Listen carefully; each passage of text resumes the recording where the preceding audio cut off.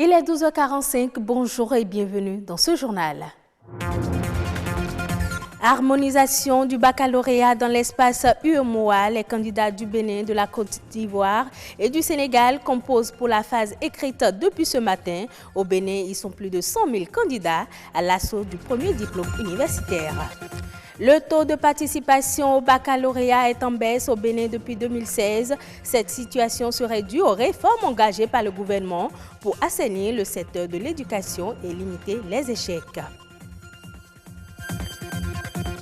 6 mois de campagne en ligne pour assurer aux filles l'égalité, c'est le nouveau challenge du Roi Gelf et de Plan International. Cette initiative vise à susciter la conscience collective contre la violation des droits des filles. Les candidats à l'examen national du baccalauréat composent dès ce mercredi 19 juin 2019 les épreuves écrites pour l'obtention du premier diplôme universitaire. Le lancement officiel de cet examen est prévu pour se dérouler dans la commune d'Akpo-Misrété. 100 017 candidats sont attendus dans les 142 centres de composition. Au centre de composition du CEG Godomé, les épreuves ont été lancées tôt ce matin. Constat avec Bruno Rotekbo et Ulvaïs Balogun. Silence, ici on compose. En salle, depuis 7 heures, les candidats du centre de composition du CEG Godomé viennent de démarrer la première épreuve comptant pour le baccalauréat session unique de 2019. Il est tout juste 8 heures. Dans ce centre, tout se passe normalement. Nous sommes venus très tôt avec les épreuves dans la cantine qu'on est allé chercher au commissariat.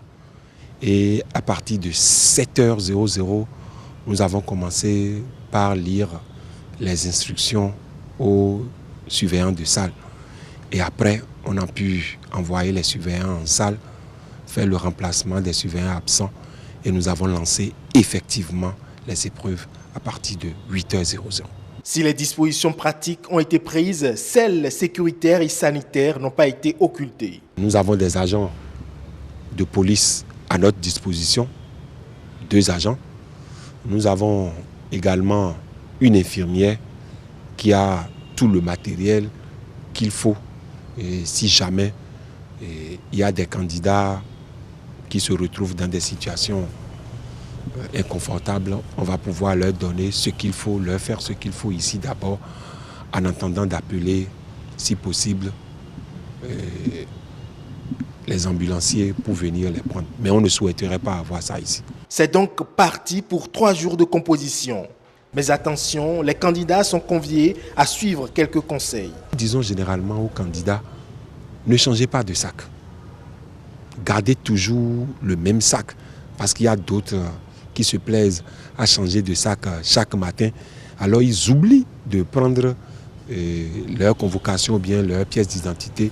Et c'est en arrivant ici qu'on est confronté à ces problèmes qui sont vraiment graves. À l'endroit des parents, nous leur demandons chaque fois quand les candidats vont sortir de la maison de leur rappeler si vous avez vos pièces d'identité sur vous, si vous avez vos convocations sur vous, parce que ce rappel de la part des parents peut corriger beaucoup de choses. Dans le département de l'Atlantique, on compte 21 125 candidats. L'effectif des candidats au baccalauréat est baissier depuis 2016 au Bénin. La session de 2019 n'a pas dérogé à cette tendance, un constat qui s'explique par les nombreuses réformes engagées dans le secteur de l'éducation pour l'assainir et éviter les échecs massifs. Amitié Sabidi, Rebecca Djinakou et Ulvaïus Balogun ont cherché à comprendre. Suivrons ensemble le reportage. Selon les chiffres de la période allant de 2014 à 2018, on constate une baisse sensible du nombre de candidats se présentant au baccalauréat chaque année. Cette tendance s'est accentuée cette année encore avec une baisse de 6 482 candidats, soit un taux de moins de 6,08%. Certains pourraient croire que c'est une désaffection. Non, c'est un assainissement.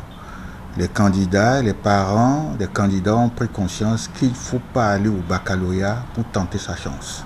Ce n'est pas la loterie, c'est une compétition qui donne droit à l'entrée dans les universités pour faire des études supérieures. Nous avons, depuis quelques années, dit que le baccalauréat se prépare depuis la 3e, et pourquoi pas même depuis la 6e. Et donc on n'y va pas quand on n'est pas prêt.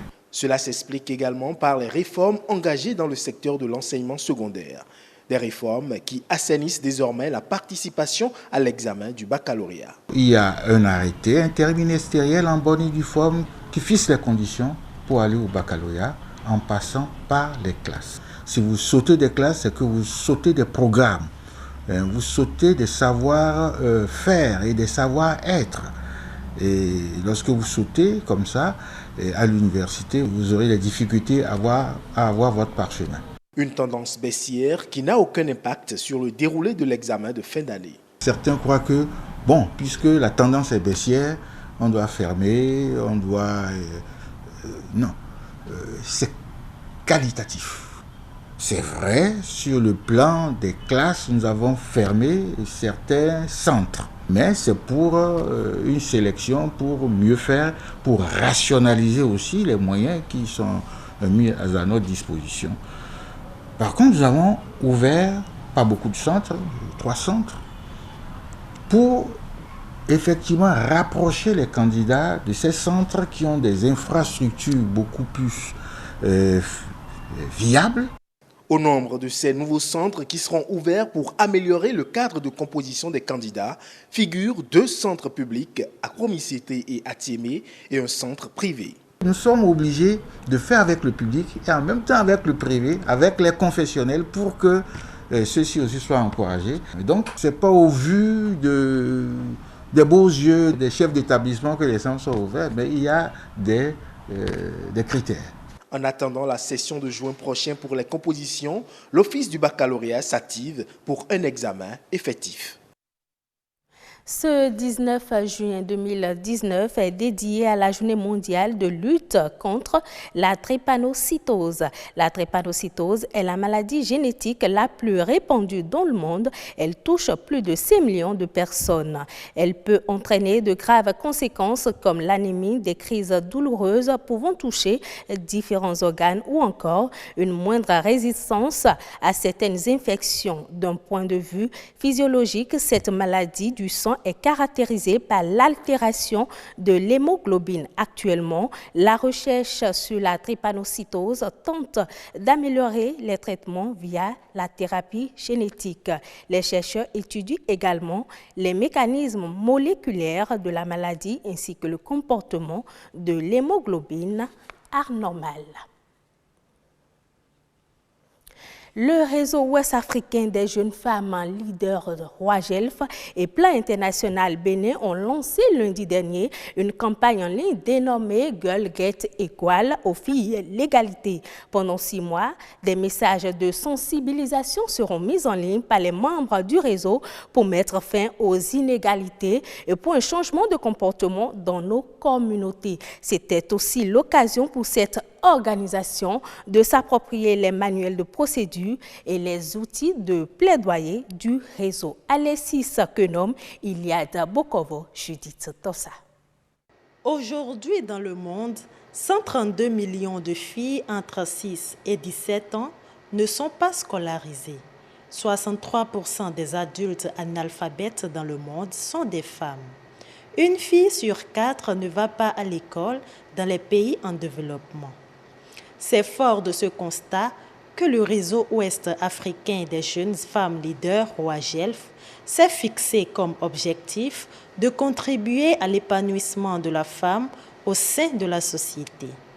D'où le lancement de la campagne digitale en ligne dénommée Girl Get Equal, aux filles l'égalité. C'est une campagne que vous allez observer, si tout va bien, sur les différents médias sociaux. Nous avons un hashtag que nous appelons Roagelf for Girls' Rights. Nous avons également un autre hashtag qui nous est très cher, Not Different, pour faire remarquer quand même que nous ne sommes pas forcément différents, qu'on est tous des humains et que lorsque l'on arrive à porter ce regard sur la jeune fille que nous sommes ou les jeunes filles avec qui nous travaillons, on n'a pas forcément besoin de faire remarquer que l'inégalité soit flagrante, même si les traditions culturelles ne nous le favorisent pas toujours. 10 ans après sa création, le roi Gelf a décidé de nouer un partenariat avec Plan International afin de mieux réussir ses actions de sensibilisation en direction de la gente féminine qui constitue la cible privilégiée de tout genre d'harcèlement.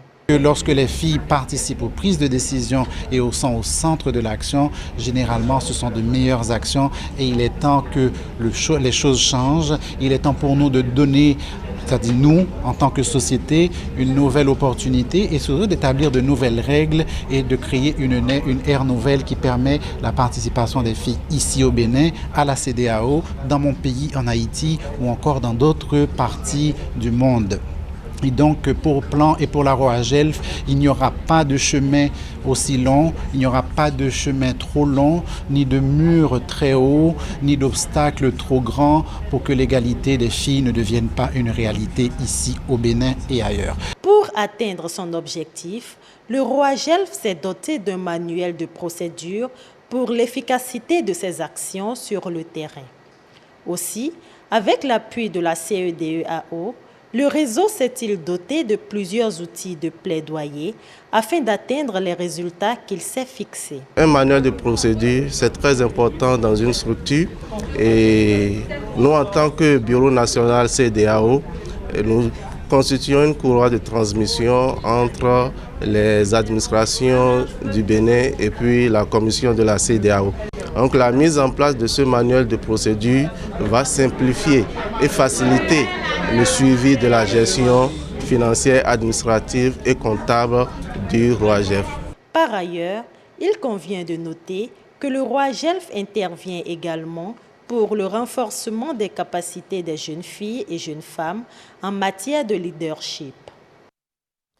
La plupart des enfants contraints au travail se retrouvent très souvent dans des mines et des usines. Ces lieux de travail représentent un frein pour le développement physique et psychologique des enfants. Quelles stratégies peuvent être mises en place pour lutter contre le travail des enfants? Quelles sont les statistiques en la matière? Les détails dans cette interview réalisée par César Achadé et Gloria Oni. On dit qu'un enfant travaille lorsque le travail porte atteinte au développement de l'enfant, développement physique, mental, au développement intellectuel. Et de façon plus spécifique, lorsque le travail empêche l'enfant d'accéder à la scolarisation, lorsque le travail a des répercussions sanitaires sur l'enfant, on peut dire qu'un enfant travaille. Éradiquer le travail des enfants d'ici 2025, c'est arriver à avoir 0 enfant en situation de travail. Et je crois l'année en 2017, le Bénin même a lancé une campagne 0 enfant en situation de travail, 0 enfant dans les marchés, 0 enfant sur les chantiers et sur les carrières. Et je crois que cette campagne a permis de sensibiliser les populations, c'est-à-dire sensibiliser les populations sur le danger du travail des enfants et les risques sanitaires et que ça assure les enfants. Bénin, en 2008, une enquête nationale a révélé que plus de 30%, c'est-à-dire 32% d'enfants étaient astreints au travail. En 2014, c'était 52%, donc on a eu une progression. En 2017, les dernières études au niveau national montrent que la tranche de 5 à 14 ans d'enfants astreints au travail au Bénin est de 36%. Dans le monde, l'Organisation internationale du travail déclare que plus de 150 millions d'enfants sont astreints au travail dans le monde. Et on constate que 70% de cet effectif est exploité dans le secteur de l'agriculture. Le travail dans lequel on introduit les enfants, c'est des travaux mécaniques. Alors qu'un enfant, c'est un adulte en devenir qui a besoin de développer son imagination et qui a les capacités pour y arriver. Ce sera tout pour cette édition. Merci de l'avoir suivi. Prochain rendez-vous de l'information, 19h45.